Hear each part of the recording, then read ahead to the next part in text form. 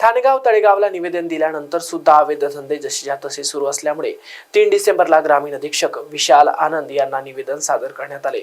गावातील मोठ्या प्रमाणात चालू असलेले अवैध दारूची विक्री, गुटखा, पान मसाला तसेच गावालगत असलेल्या नदीतील नाल्यातील रेती अवैध प्रकारे चालू असलेल्या उत्खनन यावर प्रशासनाकडून आळा घालण्यात यावा।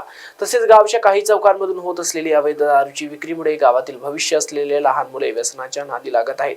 तसेच खूप साऱ्या घरांमध्ये तंटा होण्याचे प्रमाण वाढते। गुटखामुळे रोगराई वाढली असून नवीन रोगाची निदान या गुटख्यामुळे होत असल्याचे दिसून येत आहे।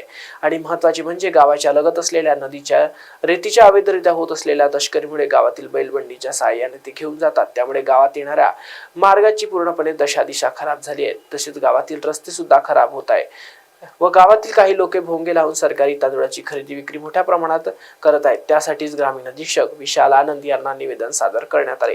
आज दिनांक 3/12/2024 रोजी आम्ही जिल्हा पोलीस अधीक्षक अमरावती यांच्याकडे आमच्या तळेगाव दशासर नगरीत होत असलेल्या अवैध धंद्यापासून सुटका भेटण्यासाठी आज आम्ही जिल्हा अधीक्षक साहेबांना निवेदन दिले।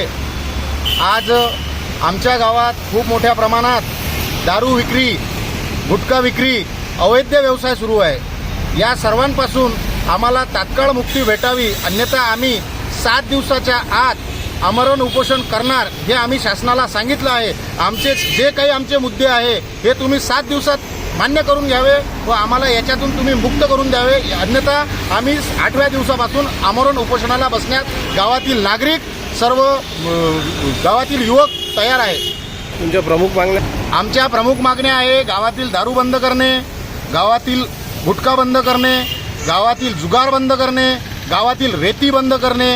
या सर्व गोष्टी आमच्या बंद झाल्या पाहिजे। जोपर्यंत या गोष्टी बंद करणार नाही तोपर्यंत आम्ही आंदोलन करत राहणार आणि यानंतर सुद्धा आमचं काम नाही झाल्यास आम्ही पुढं आमरण उपोषणाची तयारी केली आहे। आणि आता पुढं अधिवेशन आहे, हिवाळी अधिवेशन। आम्ही हिवाळी अधिवेशनात आम्हाला न्याय मागण्यासाठी आम्ही जाऊ। महाराष्ट्र 24 साठी अमरावती येथून सचिन करडे।